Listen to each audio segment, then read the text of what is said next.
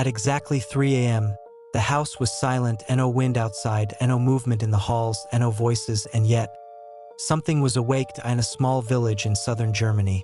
Long before Hollywood cameras, long before courtroom dramatizations, long before the name Emily Rose ever existed, a young woman lay in bed staring into the darkness, convinced she was not alone. She would later say that this was the hour when it came closest, the hour when the air grew heavier, the hour when sleep became impossible. At first, no one believed her. What happened to her would later inspire one of the most famous possession films of the 21st century. But the real story, the one behind the script, is far more disturbing than anything shown on screen, because this was not fiction. There were no special effects, no dramatic music, no cuts. Only a real girl, a real family, real priests, real doctors, and a real death. This is the beginning of the case that inspired the Exorcism of Emily Rose, and it starts years before anyone spoke the word demon. She was born into a deeply religious household.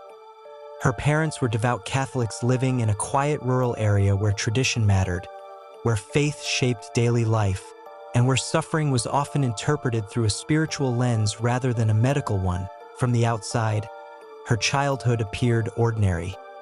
She attended school. She helped at home. She went to church.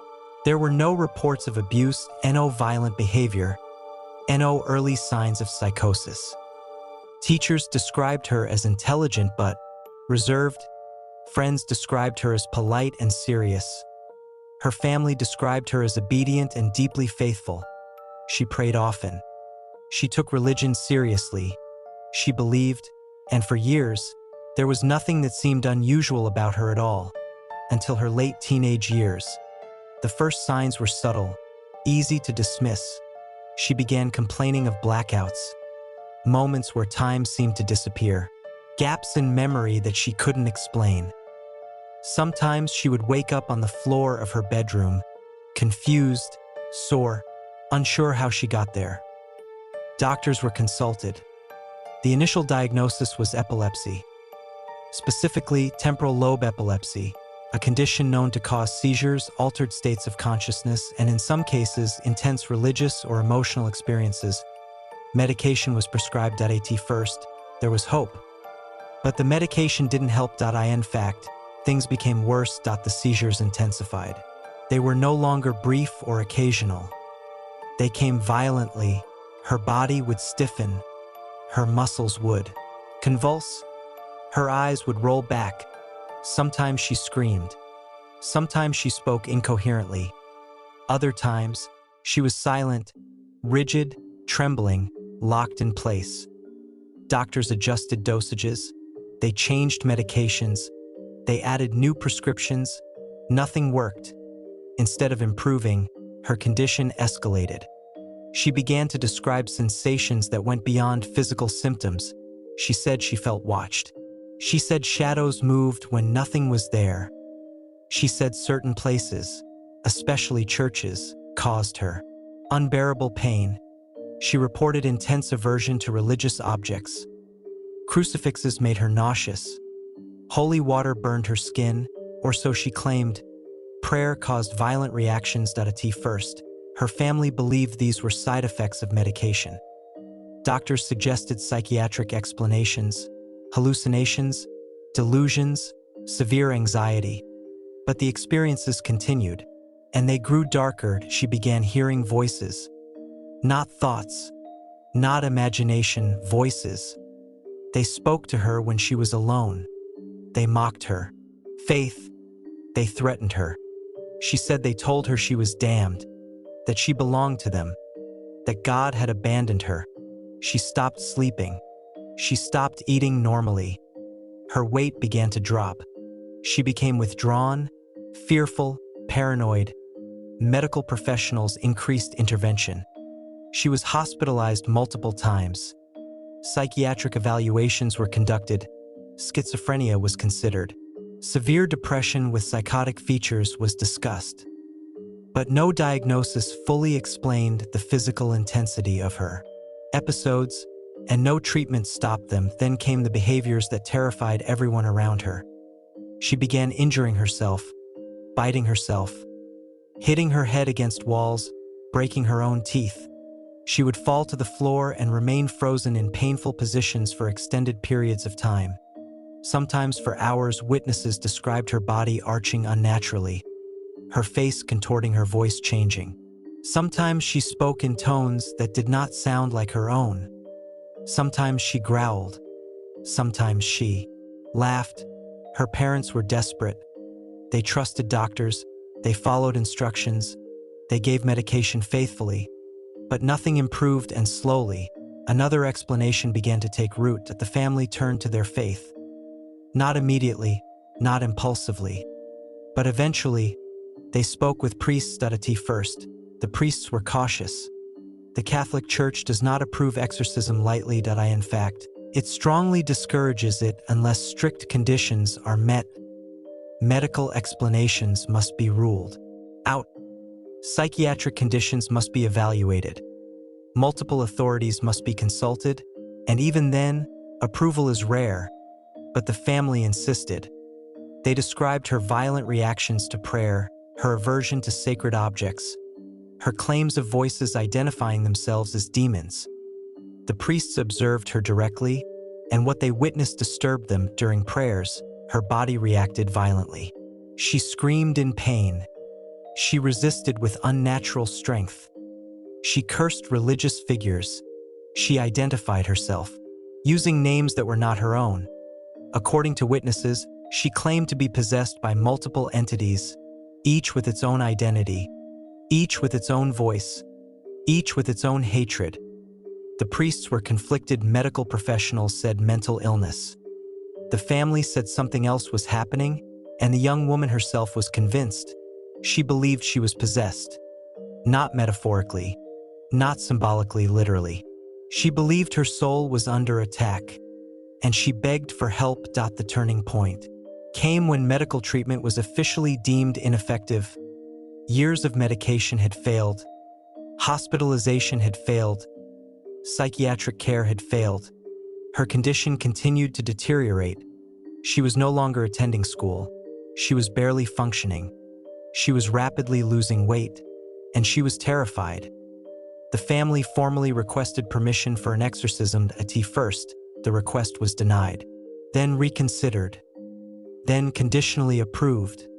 And with that decision, the case crossed a line that could never be uncrossed. What followed would later become the core of the horror legend. Over the course of months, dozens of exorcism rituals were performed. Not once, not twice, but repeatedly. Each ritual followed the Roman ritual of exorcism, a formal, ancient ceremony involving prayers, commands, scripture, and confrontation. Some sessions lasted hours. Some left her physically exhausted. Some ended with violent convulsions, and some were recorded. Audio tapes exist. Real recordings. They capture screaming. They capture growling. They capture voices claiming to be demons. Listening to them today is deeply unsettling. Not because they prove possession, but because they reveal something else entirely.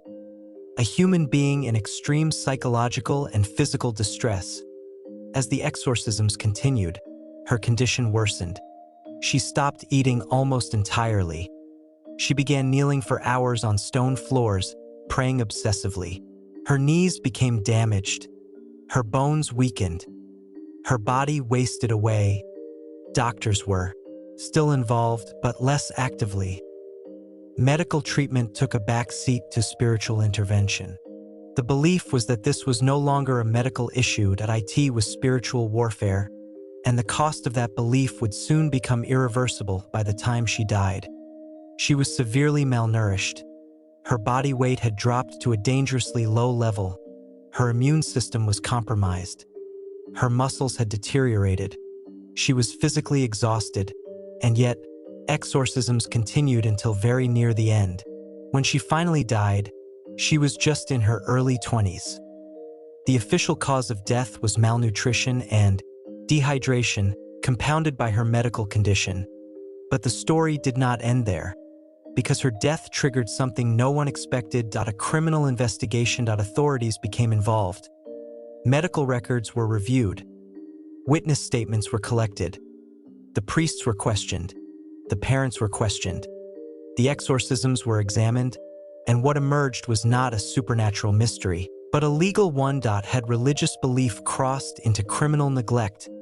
Had faith replaced medicine to a fatal degree? Had the rituals caused harm? Or was her death the tragic result of an untreatable illness? The courtroom would later become the stage where these questions were argued, and where the world first learned about the case. Years later, Hollywood would retell the story. Names would be changed, details altered, events dramatized, the ending rewritten. The Exorcism of Emily Rose presented a version where faith and science battled in court, where ambiguity reigned, and where the supernatural remained possible. But the real case is less cinematic and far more disturbing, because in reality, no miracle occurred. No victory was claimed. No demon was defeated. Only a young woman died, slowly, painfully, while everyone around her believed they were helping. This is not a story about whether demons exist. It is a story about belief, about fear, about authority, about the danger of certainty, and about what happens when the line between illness and evil becomes blurred. In the next part, we will examine the medical explanations in detail, the diagnoses, the symptoms, the scientific theories, and how a real neurological condition may have evolved into something interpreted as possession. Because before there were exorcisms, there was a patient. And before there was horror, there was a diagnosis. Before anyone spoke of demons, there were charts. Before priests entered the room, there were doctors. Before exorcisms were approved, there were diagnoses written carefully, clinically, and without any hint of the supernatural. To understand how a real medical case transformed into one of the most infamous possession stories in modern history, we must step back into the hospitals, the examination rooms, and the psychiatric wards where everything was first documented. Because what happened next did not begin with evil. It began with medicine failing. The initial diagnosis of temporal lobe epilepsy was not unusual. In fact, it was logical.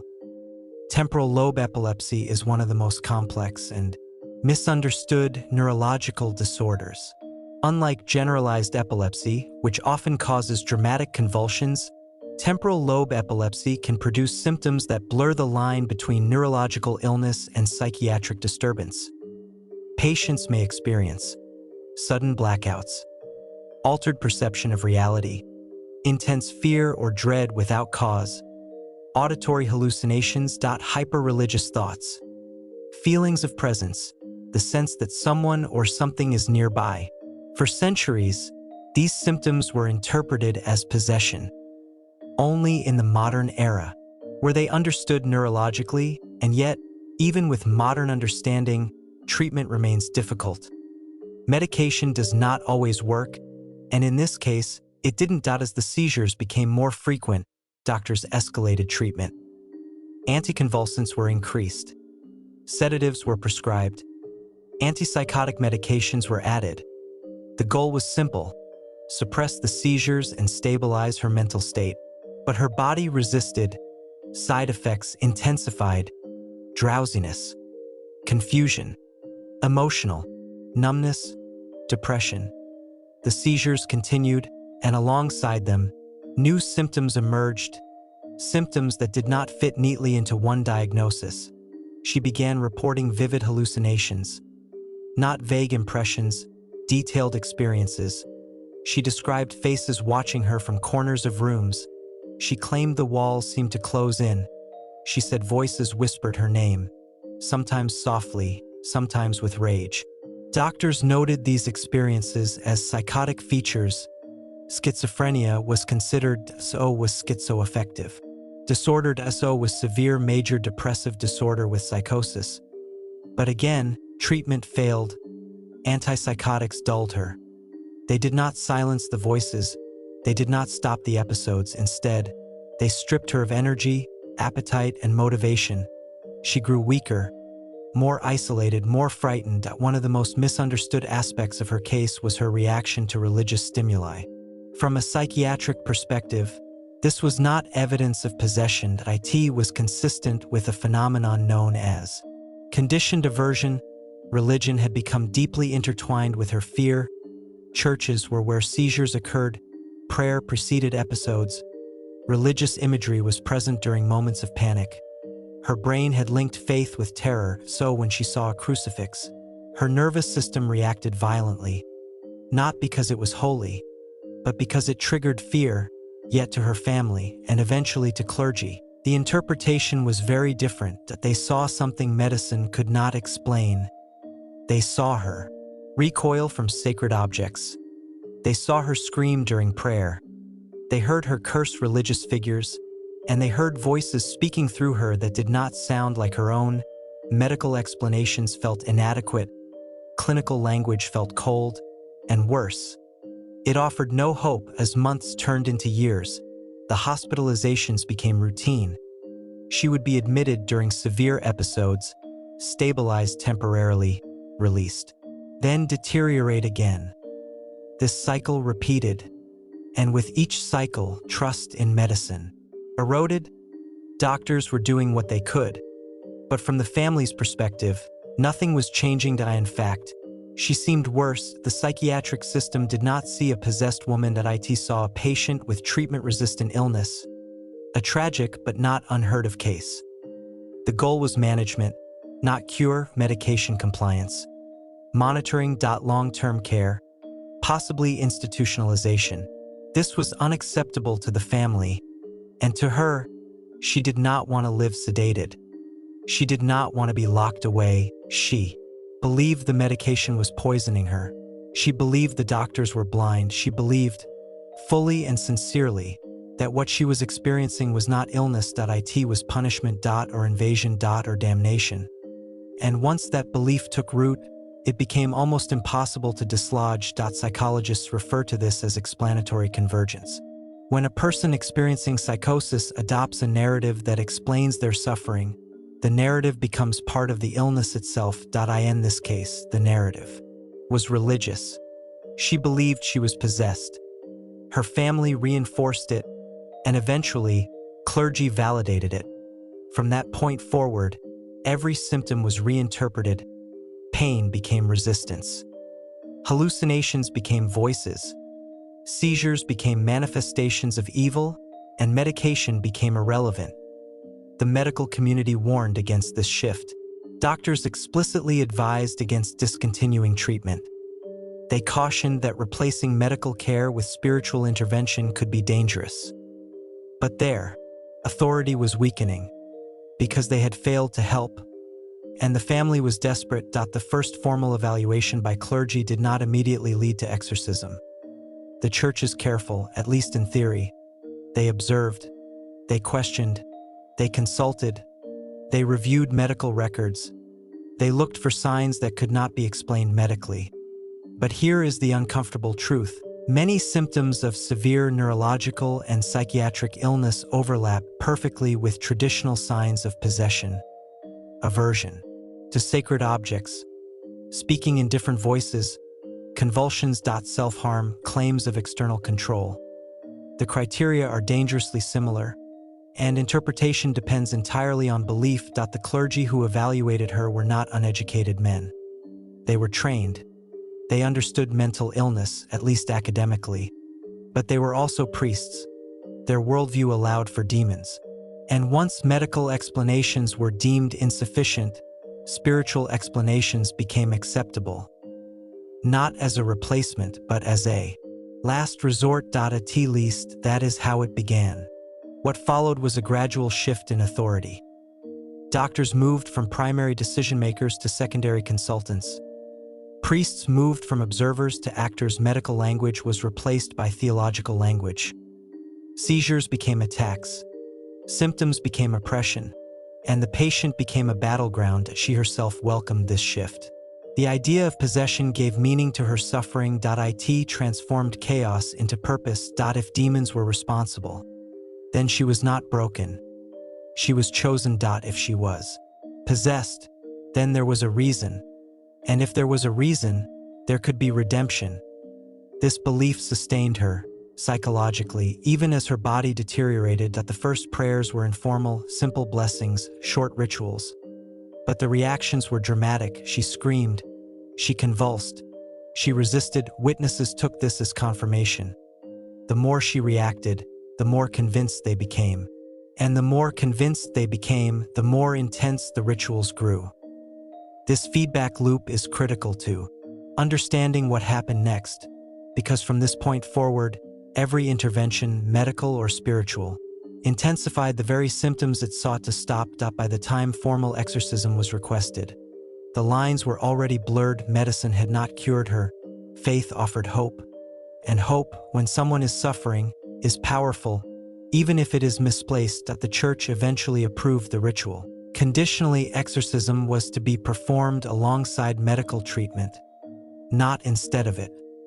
But in practice, that balance did not last. As the rituals began, trust shifted completely. Medication was reduced. Appointments were missed. Monitoring declined. The focus was no longer the body. It was the soul. From a clinical standpoint, the outcome was predictable. Severe mental illness left untreated worsens. Malnutrition increases. Self-harm escalates. Physical exhaustion sets in, and yet, to those involved, deterioration was not failure. It was resistance. Proof that the enemy was fighting back. This is where the tragedy deepens, because every warning sign was misinterpreted. Weight loss was not illness. It was spiritual struggle. Weakness was not malnutrition. It was sacrifice. Pain was not damage.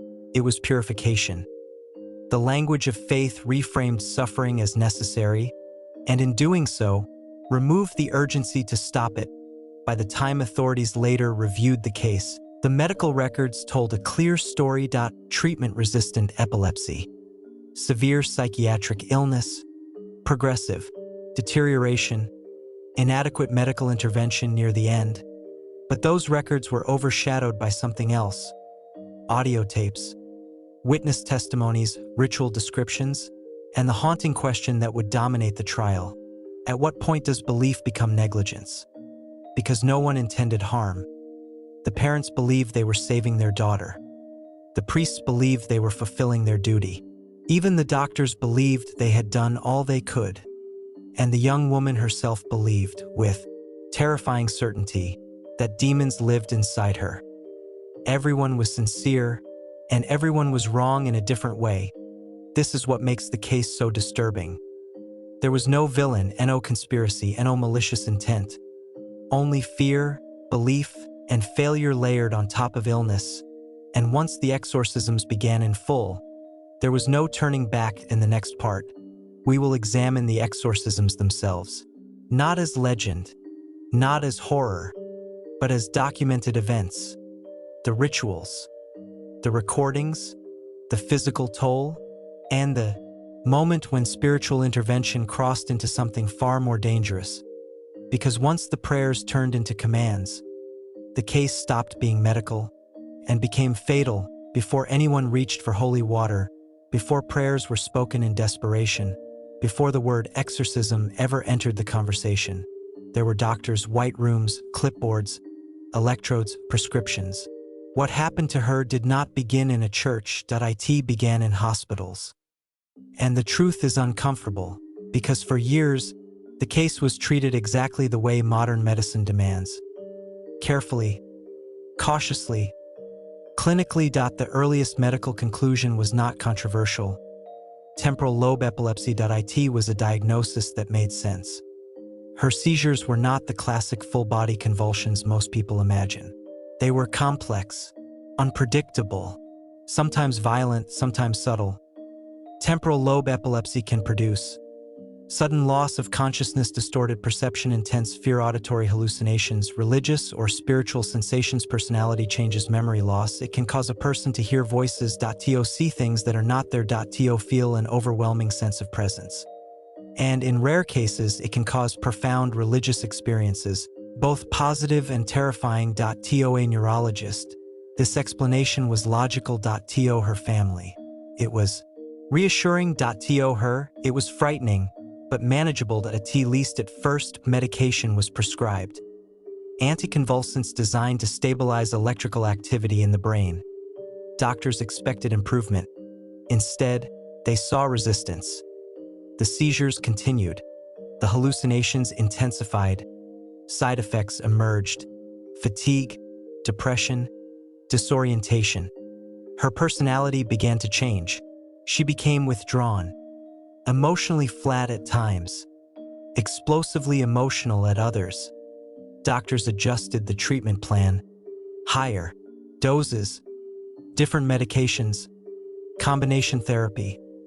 Still, nothing stopped the episodes. What complicated the case was the overlap between neurological symptoms and psychiatric ones. As time passed, her behavior could no longer be explained by seizures alone. She exhibited signs of severe psychological distress, paranoia, delusions, obsessive thoughts. She reported being tormented by voices that insulted her, threatened her, and claimed supernatural authority. Psychiatrists were consulted. Schizophrenia entered the discussion. So did severe depression with psychotic features. So did dissociative disorders. None of these diagnoses were definitive, and none led to improvement. Her hospitalizations increased. During evaluations, she sometimes appeared calm and rational. At other times, she was agitated, fearful, hostile. Her symptoms fluctuated unpredictably, which made diagnosis difficult. Some doctors believed she was suffering from treatment-resistant epilepsy. Others believed the neurological condition had triggered a psychiatric disorder. Others believed medication side effects were worsening her mental state, and some quietly admitted they did not know. What everyone agreed on was this: she was deteriorating. Not slowly, rapidly. Then something changed. Her symptoms began to take on a distinctly religious pattern. She reported extreme pain when entering churches. She claimed sacred images caused physical burning sensations. She reacted violently to prayer. She destroyed religious objects. She screamed obscenities during Mass. To secular medicine, this suggested religious delusion. To her family, it suggested something else, because she had once been deeply devout. Faith was central to her identity. Now she recoiled from it as if it were poison. This reversal frightened everyone. Doctors interpreted it as internal conflict, guilt, repression, fear. Psychiatrists noted the symbolic nature of the behavior, but the family saw it as external. They believed something was attacking her faith, and they were not alone. When priests were first contacted, they did not rush in. They observed. They listened. They asked questions. They reviewed medical history. The Catholic Church is often portrayed as eager to perform exorcisms. The reality is the opposite. It resists them. It demands medical evaluation first. It insists on ruling out mental illness. In many cases, requests are denied. This case was no exception. At first, but the priests witnessed episodes that unsettled even them. During prayer, her reactions intensified dramatically. She screamed in voices that did not sound like her own. She exhibited strength disproportionate to her body. She spoke with hostility toward religious figures she had once revered. She claimed knowledge she should not have had. She identified herself using names, not metaphors, names to medicine. These behaviors could still be explained: dissociation, psychosis, severe mental illness. But the consistency of her reactions to religious stimuli raised concerns, and there was something else. She wanted the exorcism. She asked for it, repeatedly. She believed she was possessed. She believed medical treatment had failed. She believed spiritual intervention was her only hope. This created a dangerous intersection: a patient with severe mental illness asking for a ritual that reinforces delusions. Doctors warned against it. They cautioned that reinforcing supernatural beliefs could worsen her condition.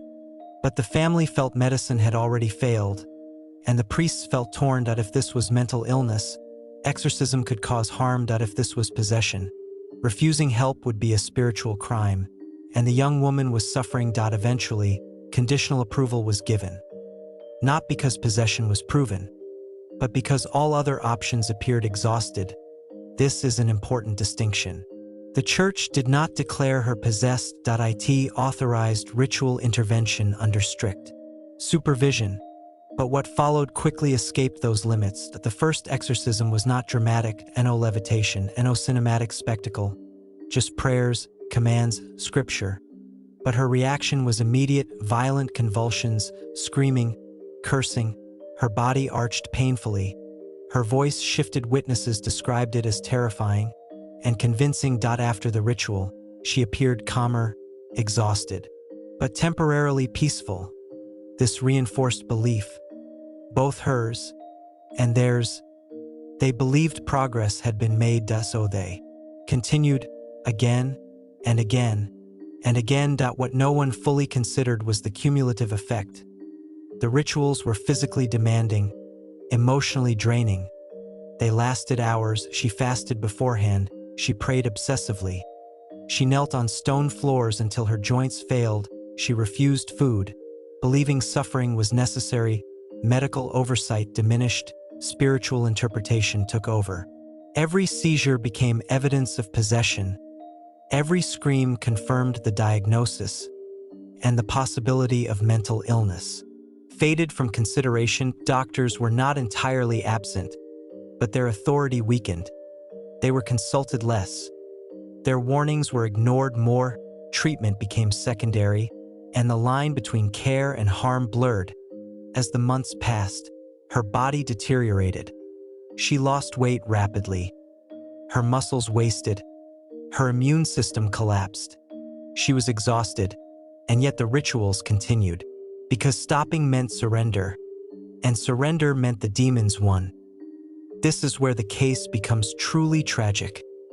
Not because possession was real, but because belief became absolute and no alternative explanations were allowed. Every symptom was reinterpreted through a spiritual lens, and every sign of decline was seen as progress. When she finally died, shock rippled through everyone involved, and no one believed it would end that way.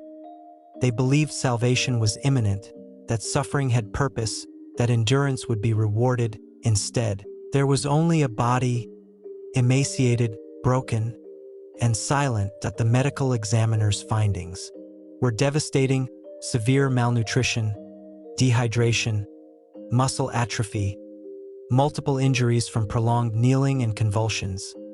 This was not sudden death. This was a slow collapse, and suddenly, faith was no longer protected by privacy. The law stepped in. What followed would become one of the most controversial trials in modern German history. A courtroom would now decide what medicine could not. And in the next part, we will enter that courtroom, where priests would be questioned, parents would be charged, audio recordings would be played, and the world would be forced to confront an impossible question. Where does belief end and responsibility begin? By the time the first formal exorcism was performed, the case had already crossed a line that no one fully acknowledged. Medicine had not disappeared, but it no longer led. Faith did. And once that shift occurred, everything that followed became almost inevitable. The ritual used was not improvised. It was ancient, codified, unchanged for centuries. The Roman ritual of exorcism is precise, deliberate, and psychologically intense by design. It relies on repetition, authority, confrontation, and exhaustion.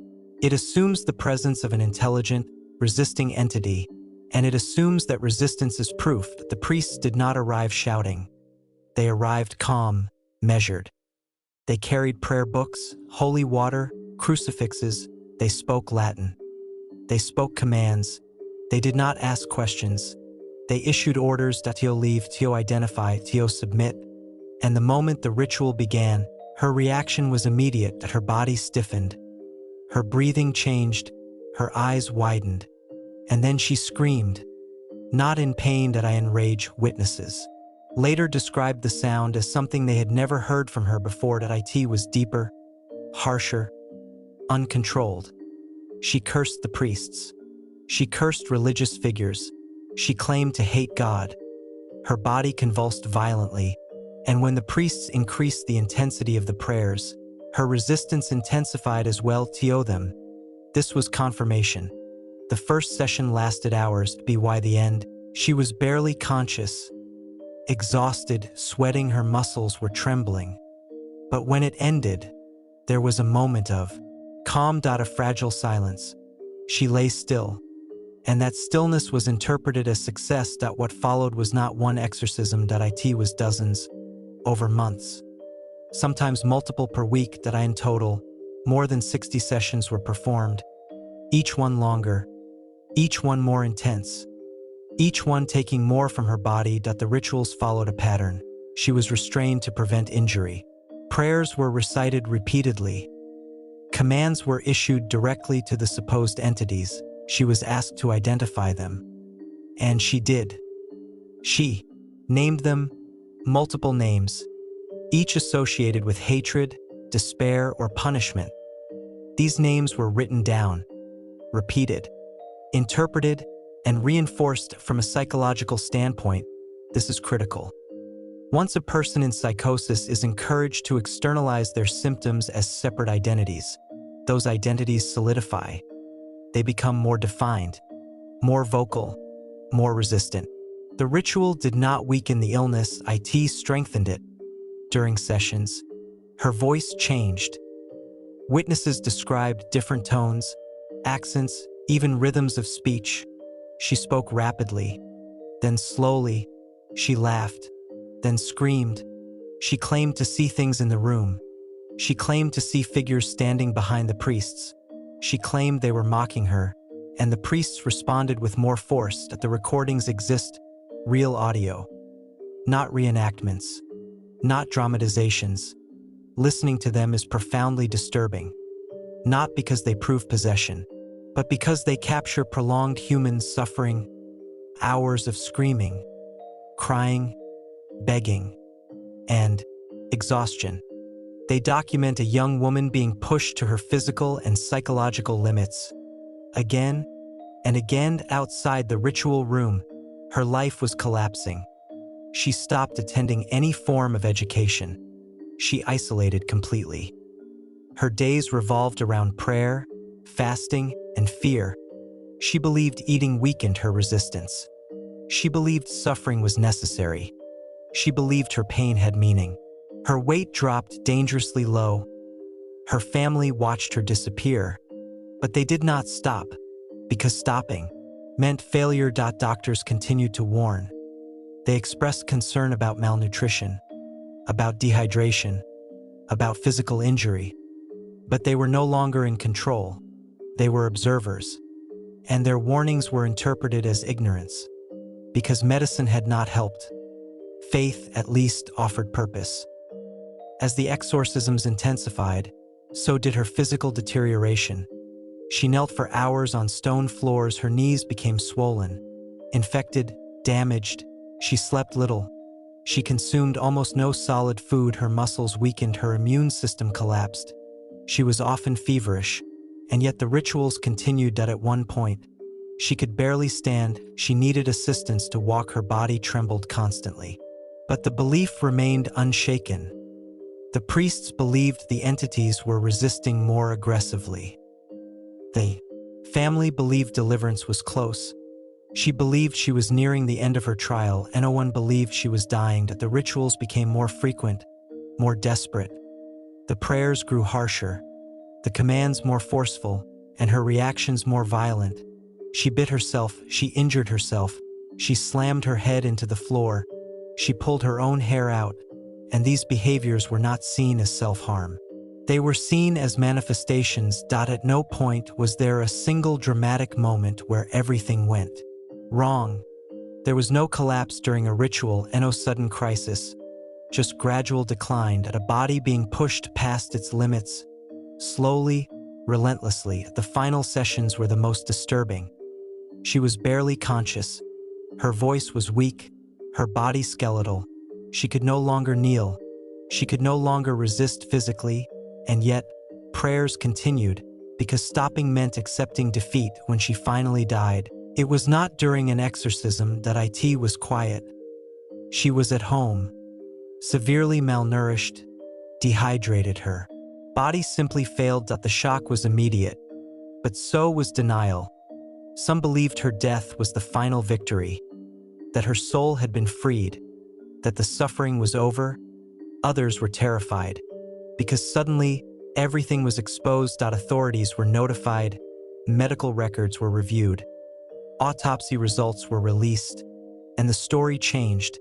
No demons, no supernatural cause, just malnutrition, neglect, and prolonged physical stress. The recordings were seized. Witnesses were interviewed. The priests were questioned. The parents were charged, and the exorcisms, once protected by religious privacy, were dragged into the light. That the question was no longer theological. It was legal. Had faith crossed into criminal negligence? Had the rituals caused harm? Had medical advice been ignored? Had a young woman been allowed to die under the guise of belief? The courtroom would become the final battleground, not between God and demons, but between responsibility and conviction. And in the next part, we will enter that courtroom where prayers would be replaced by testimony, where faith would be examined under oath, and where the world would finally confront the consequences of absolute belief. By the time the first formal exorcism was performed, the line between medicine and belief had already collapsed. What followed was not a single ritual. It was a process, a long, exhausting, relentless process that stretched over months. And unlike the version shown in films, there was no dramatic climax and no sudden release. No moment where evil screamed and vanished. There was only repetition, again and again and again. The ritual used was the Rituale Romanum, the official Catholic rite of exorcism. Ancient words, fixed structure, prayers written centuries earlier, intended to confront what the Church defines as demonic presence. The priest does not ask. He commands. I in the name of God. I in the name of Christ. I in the name of authority. The possessed, if possessed, is expected to react. And she did. Violently.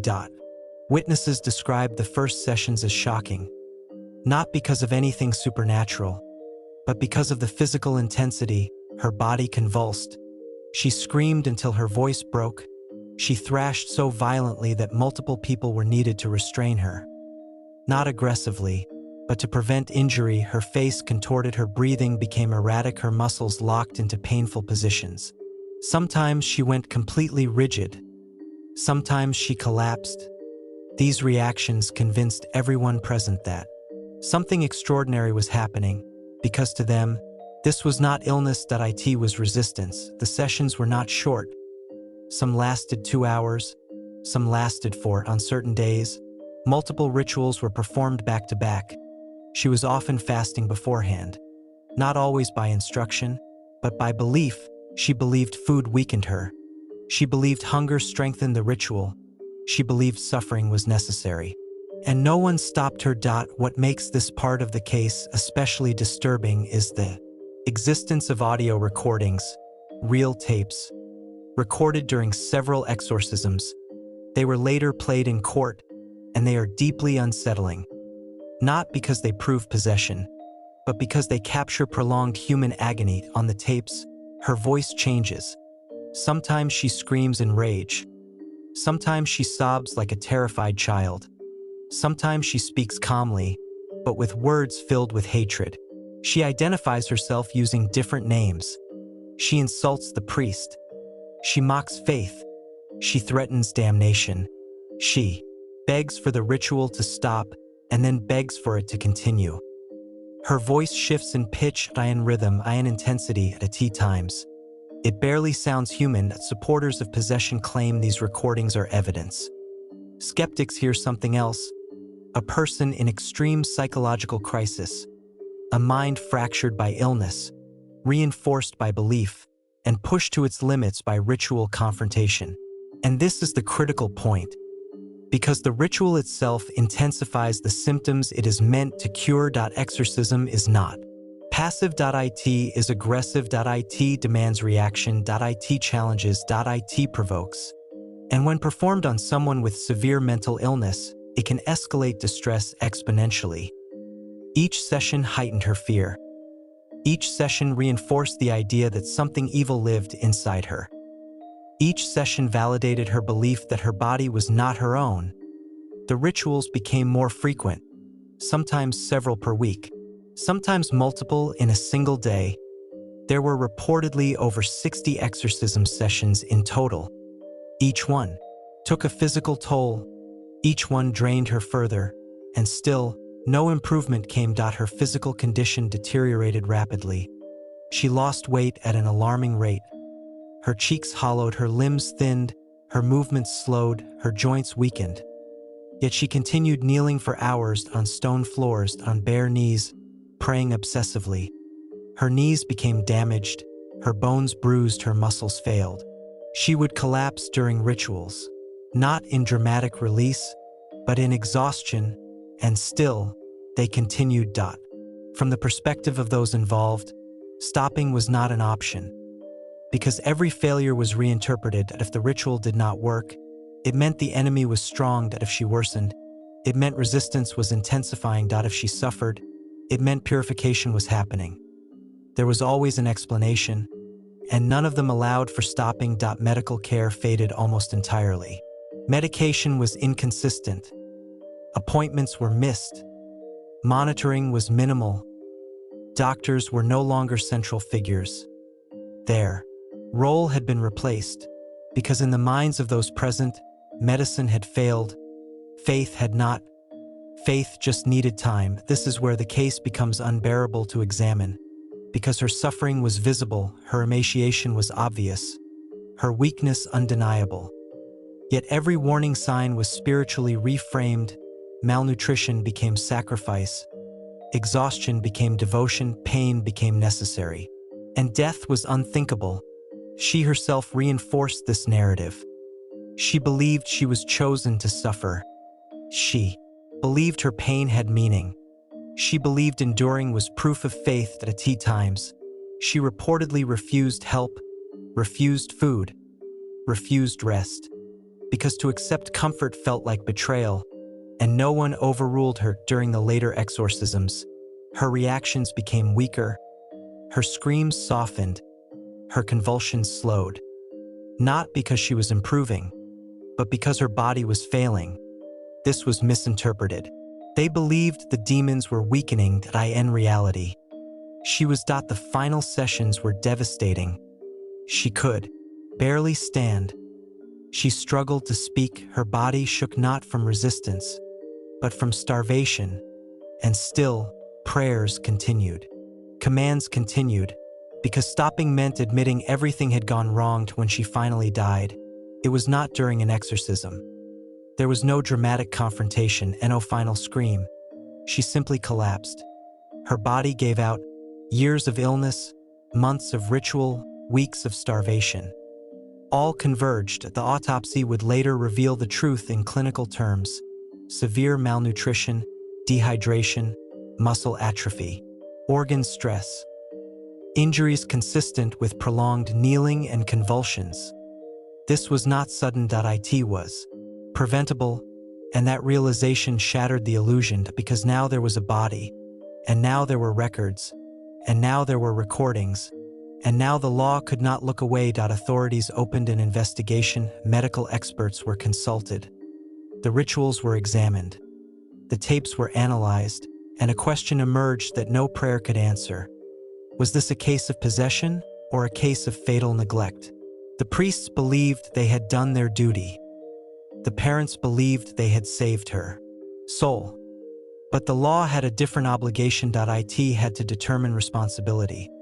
And in doing so, it would force every belief into the harsh light of evidence. In the next part, we will enter the courtroom. We will examine the trial, the charges, the testimonies, the audio recordings played before judges, and the moment when faith itself was put on trial. Because after death, belief is no longer protected. It is examined and judged. Death did not bring closure. It brought questions, And unlike prayer, questions demand answers. When she died, there was no public announcement, no press, no headlines. Just shock inside a small circle of people who had believed, with absolute certainty, that salvation was near. For some, her death was interpreted spiritually. They believed her suffering had ended, that her soul was free, that the battle had been won beyond this world. But outside that circle, something else was happening. Doctors were being notified, authorities were being informed, and the law was beginning to pay attention. The body told a story, and it was not a spiritual one. The autopsy was clinical, cold, precise. It listed measurements, weights, conditions, findings. There was no ambiguity in the conclusions: severe malnutrition, extreme dehydration, muscle atrophy, multiple injuries consistent with prolonged physical stress. This was not sudden death. This was a slow decline, weeks, months. A body consuming itself. The medical examiner noted that death could have been prevented with proper nutrition and medical care. Those words changed everything. Because now there was a timeline and responsibility. Once the autopsy results were released, the case shifted immediately from tragedy to potential crime. Investigators requested medical records, psychiatric evaluations, hospital discharge summaries. They requested documentation of medication compliance. They requested dates, times, decisions. And then they requested something far more disturbing: the audio recordings. The tapes that had once been private spiritual records were now evidence, and when investigators listened to them, the case took on an entirely different weight. These were not short clips. They were long, hours. They documented repeated rituals, repeated suffering, repeated failure, and they revealed something crucial: no improvement, only deterioration. The question was no longer whether possession was real. The court did not care. What mattered was something far simpler and far more devastating: were reasonable steps taken to protect her life, or had belief replaced care? Charges were filed. Not murder, negligent homicide. Against the parents, against the priests. The accusation was not evil intent. It was failure of duty, failure to intervene, failure to stop. The trial drew massive attention, not because of its legal complexity, but because of its implications. This was not just about one woman. It was about the limits of belief, the boundaries of religious freedom, and the moment when faith conflicts with medical responsibility. Inside the courtroom, the atmosphere was tense. There were no demons. No rituals, just testimony, evidence, and silence. Medical experts testified first. Neurologists explained temporal lobe epilepsy. Psychiatrists described psychosis. They spoke calmly, methodically. They explained how hallucinations, dissociation, and identity fragmentation occur. They explained how religious delusions develop. They explained how reinforcing those beliefs worsens symptoms. And they explained, in detail, how malnutrition kills, slowly, predictably. Then the audio recordings were played, and the courtroom changed, because no explanation prepares you for hearing it. Her voice, screaming, crying, begging, hours of it. Not a single dramatic moment, just relentless distress. Jurors shifted uncomfortably. Some looked away, some cried. The question was no longer theoretical. It was human. Defense attorneys argued passionately. They did not deny her suffering. They did not deny the rituals. They argued belief. They argued intent. They argued that everyone involved believed they were helping, that no one wanted her to die, that they acted according to conscience, according to faith, according to tradition. They argued that medicine had failed, that doctors had no solution, that the family was desperate, and that religious intervention was a last resort. They asked the court to respect belief. To respect freedom of religion. To respect intent. The prosecution responded with something devastating. Intent does not override consequence. Belief does not negate duty. And faith does not exempt responsibility. They argued that medical advice had been ignored, that warning signs were obvious, that her physical condition was visibly catastrophic, and that continuing rituals while a human being starved constituted neglect, not spiritual warfare, neglect. The priests testified. They spoke softly. They spoke sincerely. They described their beliefs, their caution, their struggle. They did not deny the exorcisms. They did not deny the recordings. They said they believed she was possessed. They said they believed stopping would condemn her. And they said they never expected death. That the parents testified, and their testimony was the hardest to hear. They spoke of love, of fear, of helplessness. They described watching their daughter suffer, watching medicine fail, watching hope disappear. They said they trusted the priests. They said they trusted God. They said they believed, until the end, that she would be saved. That no one doubted their sincerity. But sincerity was not on trial. Responsibility was. The judge faced an impossible task. To weigh belief against evidence. To respect religion without excusing harm. To acknowledge faith without surrendering law. The verdict reflected that tension. Guilty. But not as monsters, not as villains. They were convicted of negligent homicide, sentenced lightly, suspended sentences. Probation. Recognition that this was not cruelty. It was failure. That the court's reasoning was clear. Religious belief does not permit the abandonment of medical care. Spiritual rituals do not justify allowing a person to starve. Faith does not override the obligation to preserve life. The decision sparked outrage. Some believed it attacked religion. Others believed it was too lenient. Some believed it did not go far enough. But one thing was undeniable. The myth of ambiguity had been destroyed. There was no mystery, no unresolved question of demons, no supernatural uncertainty. A young woman with severe illness had died after prolonged neglect. That was the legal truth. Yet, the story did not end there, because the public did not remember the verdict. They remembered the horror. Years later, Hollywood would reshape the case. The names would change. The ending would soften. Doubt would be reintroduced. Ambiguity restored. The film would suggest that maybe, just maybe, something supernatural had occurred, because ambiguity sells, truth does not. But the real case offers no comfort. No mystery. No demon to blame. Only people, belief, fear, and the catastrophic cost of certainty. In the next part, we will examine the aftermath. How the case was transformed into legend. How the film altered public perception. And why this story continues to haunt audiences, not because of demons, but because it could happen again. After the verdict was delivered, many believed the story was over. The law had spoken. Responsibility had been assigned. The case had been closed. But the questions did not disappear. They multiplied, because beneath the legal conclusion lay a deeper conflict, one that could not be resolved in a courtroom. Was this possession?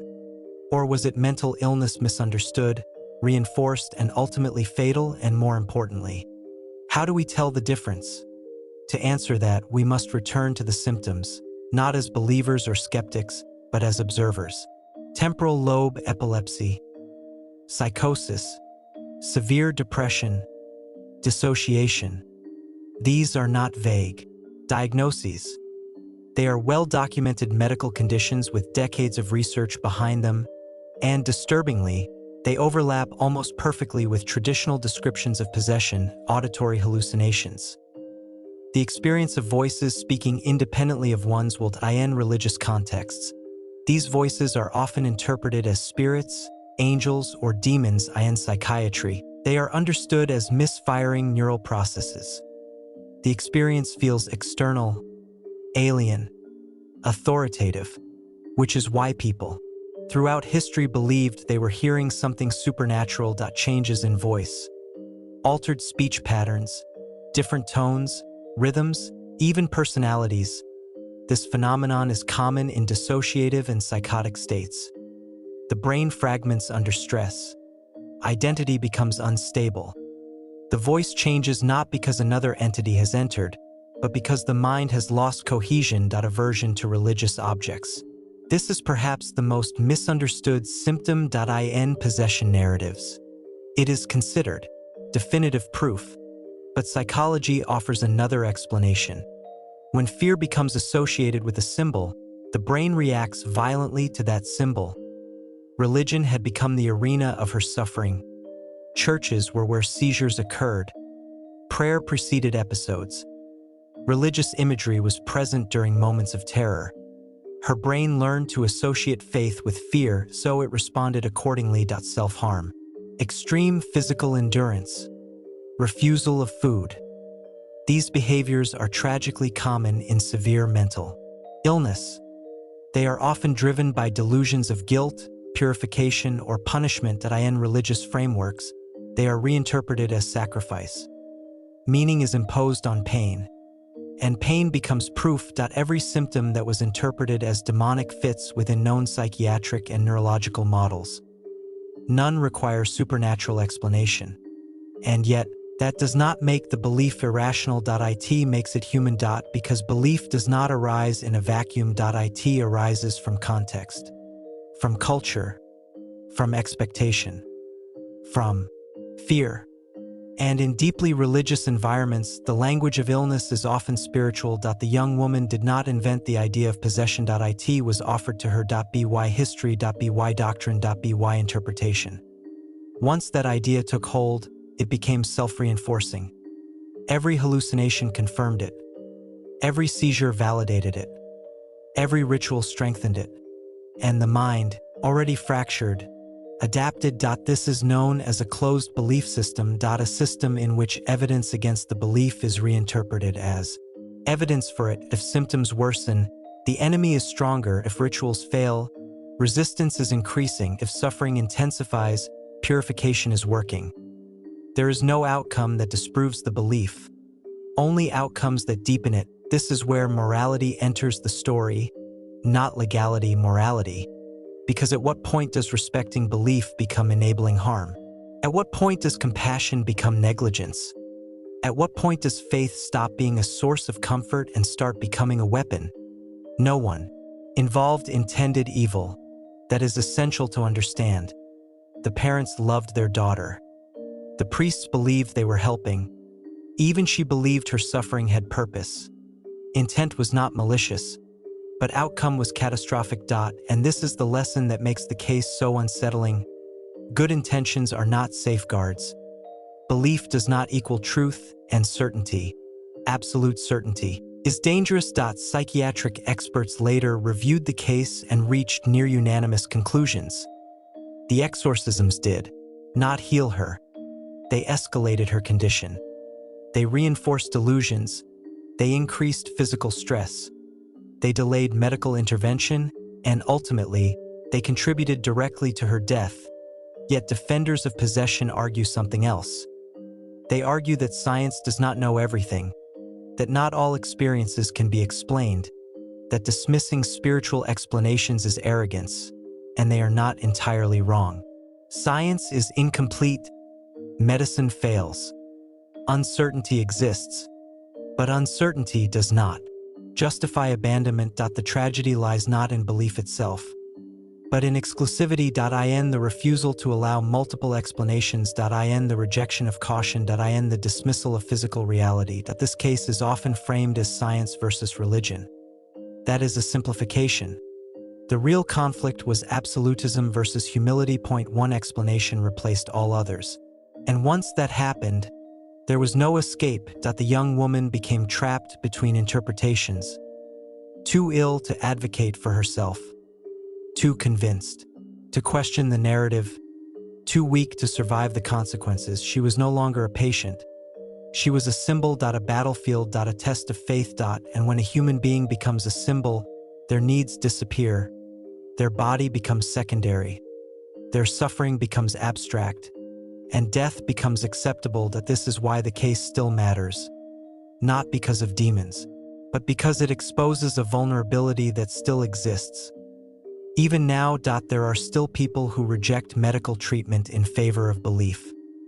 Still, communities where illness is moralized, still systems where suffering is sanctified, and still individuals who die because certainty outweighs care. The story of Emily Rose, or rather, the real woman behind that name, is not a warning about possession. It is a warning about interpretation, about what happens when we stop questioning, when we stop listening, when we stop balancing belief with responsibility.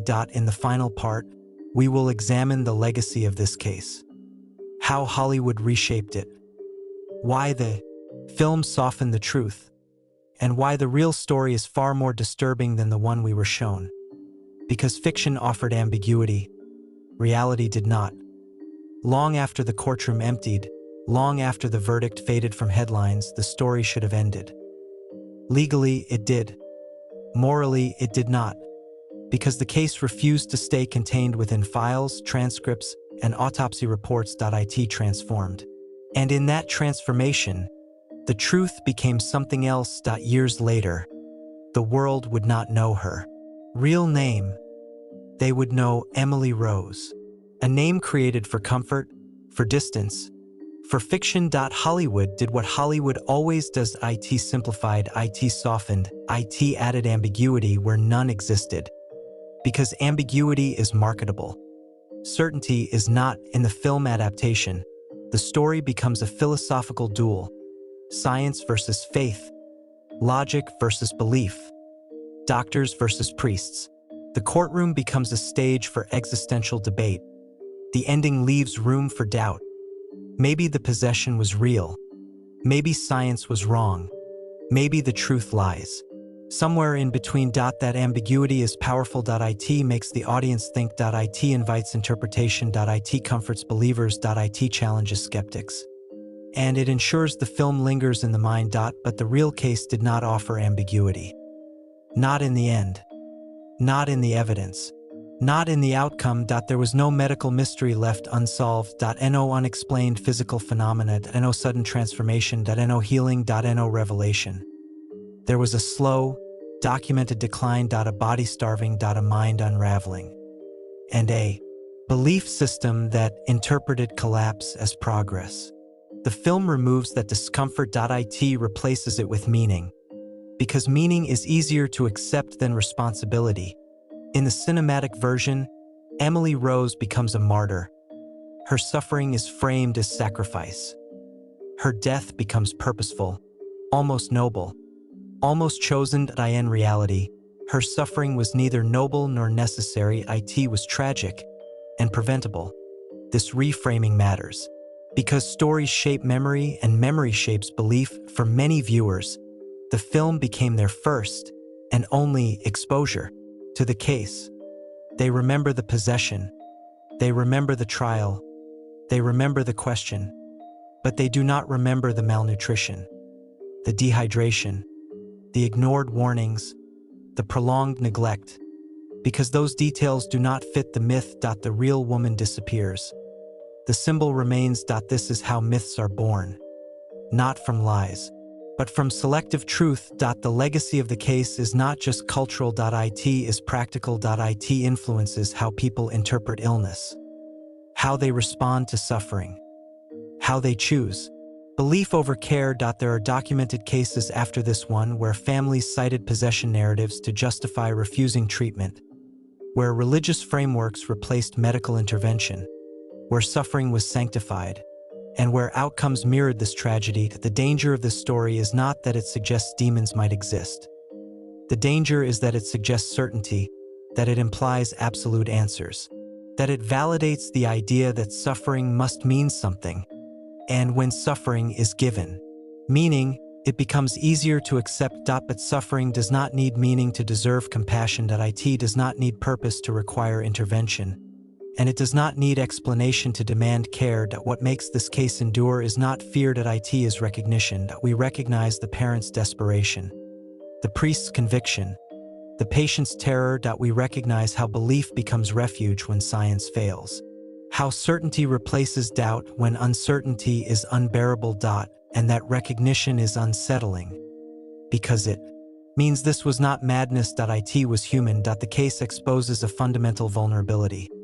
When faced with suffering we cannot explain, we seek stories. And the stories we choose determine our actions. In this story, the chosen narrative was possession. And possession demands confrontation, not care. Resistance, not rest. Purification, not nourishment. The tragedy is not that belief existed. It is that belief excluded everything else. Today, the audio recordings still exist. They are not publicly circulated widely out of respect, but those who have heard them describe the same reaction. Not fear, grief, because there is nothing supernatural in the sound. Only exhaustion, only pain, only a voice slowly breaking. No demon speaks on those tapes. Only a human being pushed beyond endurance. This is why the real story is more disturbing than the film, because the film allows escape. The real case does not. There is no monster to defeat, no mystery to solve, no villain to blame. Only decisions and consequences. And that is why the case refuses to fade. Because it forces an uncomfortable question. Not about demons, but about us. What do we do when belief feels stronger than evidence? When hope demands certainty? When suffering demands meaning? The answer matters, because the story is not unique. Only famous. The real legacy of the Exorcism of Emily Rose is not horror. It is warning. A warning about certainty. A warning about interpretation. A warning about replacing care with conviction. And perhaps the most disturbing truth of all is this: if the same conditions existed today, the same illness, the same beliefs, the same fear, the same desperation. The outcome could still be the same. Because demons are not required for tragedy. Only certainty is.